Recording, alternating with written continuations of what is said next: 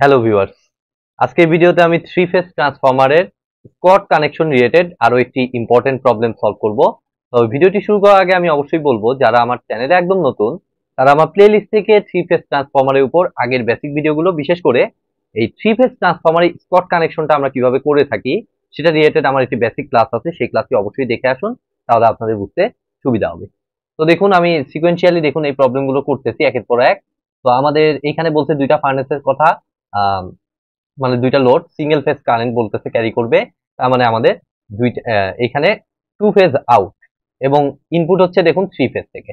তার মানে আমরা বুঝতেই পারলাম আমাদের এখানে প্রথমে একটা টিজার ট্রান্সফরমার, যে টাইপের ম্যাথ আমি করতেছি সেই টাইপের ম্যাথের মতোই এটা।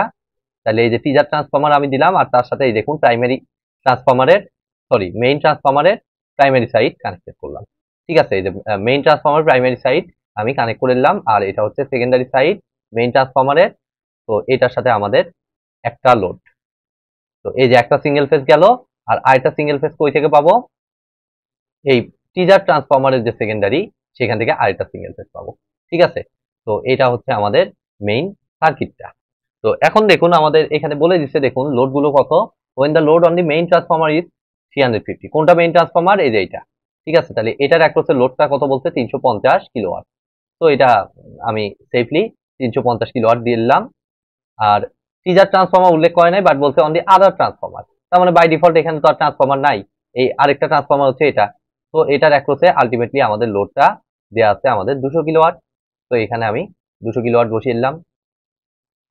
তাইলে এখন দেখুন তো আমরা কিভাবে এখন ক্যালকুলেশন করতে পারি। আমরা যেভাবে জাস্ট আমরা হিসাব করি, ফার্স্টে আমাদের টিজার ট্রান্সফরমার, তো টিজার ট্রান্সফরমারের অ্যাক্রসে আমাদের সেকেন্ডারিটা আগে মাপবো। সেকেন্ডারি কারেন্ট আইএস টিজার ট্রান্সফরমারের অ্যাক্রসে এটা কত হবে দেখুন। উপরে হচ্ছে পাওয়ার 200 কিলোওয়াট, তো 200 ইন্টু 1000 ডিভাইডেড বাই, আমরা জানি যে এটা প্রত্যেকটা সিঙ্গেল ফেজ করে, অর্থাৎ এই যে দুইটা পয়েন্ট আমরা দেখতেছি, একটা হবে ফেজ আর একটা হবে নিউট্রাল। তো এটা অ্যাকচুয়ালি সিঙ্গেল ফেজ, তো এখানে কিন্তু আমাদের √3 ব্যবহার করা যাবে না। ঠিক আছে, তো এগুলো কিন্তু কেয়ারফুল থাকতে হবে আমাদের অবশ্যই। 200 ইন্টু 1000 ডিভাইডেড বাই আমাদের কত কত ভোল্ট বলছে? আমাদের লোডের এক হচ্ছে 50 ভোল্ট।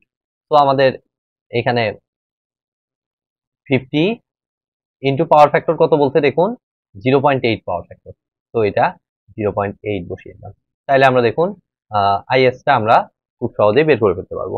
তাহলে আমরা এটাকে বের করি, 200 into 1000 divided by 50 divided by 0.8। তাহলে আমাদের 5000 অ্যাম্পিয়ার আসতেছে। তো আমরা কি পাইলাম? আইএস ভ্যালুটা আমরা পাইলাম। এবার আমাদের উদ্দেশ্য হচ্ছে এই আইএ ভ্যালুটা পাওয়া। আইএটা আমরা দেখতে পাচ্ছি এই টিজার ট্রান্সফরমারের প্রাইমারি সাইড। ঠিক আছে, তো এটা হচ্ছে আমাদের আইএ। তো আইএটা যদি এখন আমরা হিসাব করতে চাই, তাহলে আমরা কিভাবে হিসাব করতে পারবো? সিম্পলি আইএটা আমার হবে হচ্ছে এটার সাথে টার্নস রেশিওটা মাল্টিপ্লাই করে দিতে হবে, তাই না? তো টার্নস রেশিওটা আমরা কিভাবে মাল্টিপ্লাই করব? আমরা ভোল্টেজের দিকে খেয়াল করব। ভোল্টেজ আমাদের কি দেখতে পাচ্ছি? 4.6 কেভি আমাদের ইনপুট লাইন টু লাইন। ঠিক আছে, তো 4.6 কেভি মানে হচ্ছে আমাদের এখানে প্রাইমারি সাইডে ভোল্টেজটা বেশি, সেকেন্ডারি সাইডে একেবারেই কম। তো প্রাইমারি সাইডে যেহেতু ভোল্টেজ বেশি, প্রাইমারি সাইডে কারেন্ট বের করছি, তো প্রাইমারি সাইডে কারেন্টটা হবে কম। তার মানে এখানে উপরে হবে ছোটটা। তাহলে উপরের ছোট ভ্যালুটা কত? 50। তো 50 কে সরাসরি আমি লিখবো।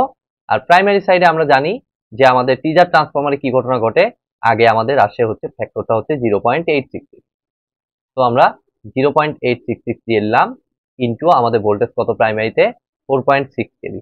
তাহলে 4.6 ইন্টু 1000। তাহলে আমরা এখন কি করতে পারি?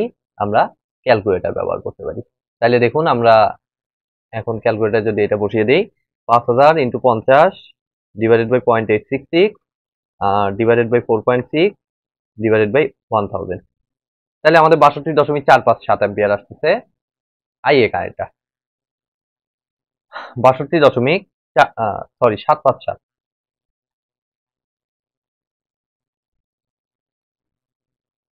62.757 অ্যাম্পিয়ার কারেন্ট। তো আমি একবার চেক করে নিচ্ছি রেজাল্টটা।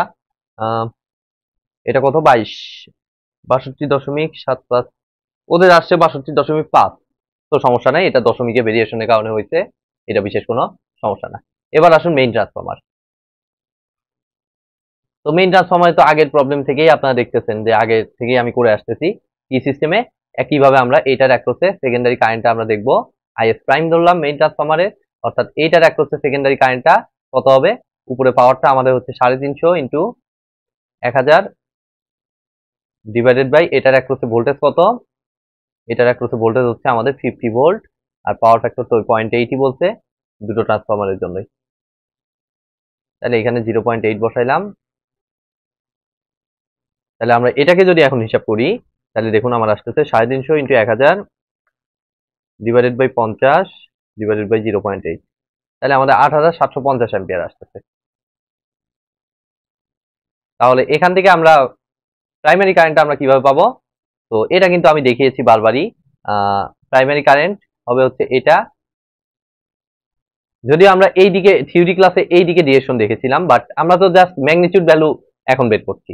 তো আমাদের এই ভ্যালুটা জাস্ট ফেজরের দিকে দিলে আমাদের এটা আসবে মাইনাস, বাট এক্ষেত্রে আমরা ম্যাগনিটিউড অ্যাকসেপ্ট করছি, তো আমাদের সেম প্লাসই আসবে। ঠিক আছে, প্লাস ভ্যালুটাই আমাদের, আমরা জানি যে মাইনাস কোনো কিছু ইয়াতে আসে না। তো আমাদের IB is equal to IC is equal to basically কি হয়, রুট ওভার অফ এই আইএস প্রাইমের IS sorry IA divided by 2, মানে হচ্ছে 62.754। এটা কেন আমাদের দুটো কম্পোনেন্ট হয় সেটা তো আপনারা দেখতেই পাচ্ছেন যে মেইন ট্রান্সফরমারে আমাদের কন্ডাকটিভ এলিমেন্টও আছে, আবার ইন্ডাকটিভ এলিমেন্টও আছে। ইন্ডাকশনের মাধ্যমে পাওয়ার পাচ্ছি আমি, কন্ডাকশনের মাধ্যমে পাওয়ার পাচ্ছি, যার জন্য দুটো এলিমেন্টই এখানে আসবে। তাহলে 62.75 ডিভাইডেড বাই 754 ডিভাইডেড বাই 2 এর উপর হোল স্কোয়ার। এখন বলতে পারেন আমার বেসিক ক্লাসের সাথে এটা কেন মিলে না, তো এটা আমি আগের প্রবলেমগুলোতেও ক্লিয়ার করেছি যে আমাদের, হ্যাঁ আমি বেসিক ক্লাসে আমি দেখিয়েছি এটা হচ্ছে এই যে এই কারেন্টটা আইএ ডিভাইডেড বাই 2 প্লাস এটাতে যে সেকেন্ডারি পাইছি সেটা সাথে টার্ন রেশিও করে যে কারেন্টটা পাবো সেটা, মাঝখানে শুধু প্লাস দিয়েছি। বাট প্লাস করা যায় তখনই যখন আমি ভেক্টর আকারে নিব বা সেটাকে ফেজর ফর্মে আমি ক্যালকুলেশন করতে পারবো। বাট এই যে এইখানে কি আমাদের ফেজ অ্যাঙ্গেল জানা আছে, ফেজ অ্যাঙ্গেল কিন্তু জানা নাই। সেই জন্য আমরা আলাদাভাবে আমরা জানি যে এই ফেজর ইয়াতে আমাদের আলাদা আলাদা ম্যাগনিটিউডের উপর স্কোয়ার করে আমি জিনিসটা ক্যালকুলেশন করতে পারি, সেই কারণে আমাদের এভাবে নেওয়া। কিন্তু আগের ভিডিওগুলোতে আমি কিন্তু এটা ক্লিয়ার করেছি। তো এই ইন্ডাকশন কারেন্টটা কত পাবো, আমাদের দেখুন 8750 ইন্টু আমার হবে হচ্ছে টার্নস রেশিও। তো টার্নস রেশিও উপরে ছোটটা হবে কারণ প্রাইমারিতে ভোল্টেজ বেশি, তাহলে কারেন্ট কমে যাবে। তো এটা হচ্ছে আমাদের 50 ডিভাইডেড বাই আমাদের ভোল্টেজ কত, অবশ্যই এখানে কিন্তু 0.866 ফ্যাক্টরটা আসবে না। ঠিক আছে, তো এটা আমাদের 4.6 ইন্টু 1000 এই পুরোটার উপর 4 স্কোয়ার। তাহলে এখন আমাদের কাজ হবে জাস্ট ক্যালকুলেটারে দুইটা বাটন চাপা।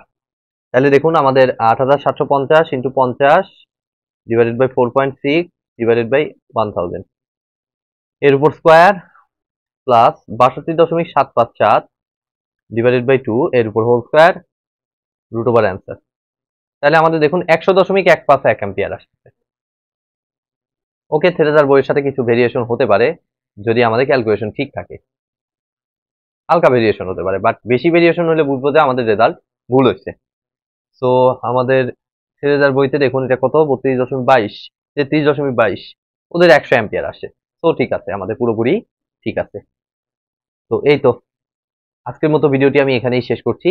ভিডিওটি যদি ভালো লেগে থাকে অবশ্যই ভিডিওতে একটি লাইক দিবেন, বন্ধুদের সাথে বেশি বেশি শেয়ার করবেন, আর চ্যানেলে নতুন হয়ে থাকলে অবশ্যই চ্যানেলটি সাবস্ক্রাইব করবেন। ধন্যবাদ।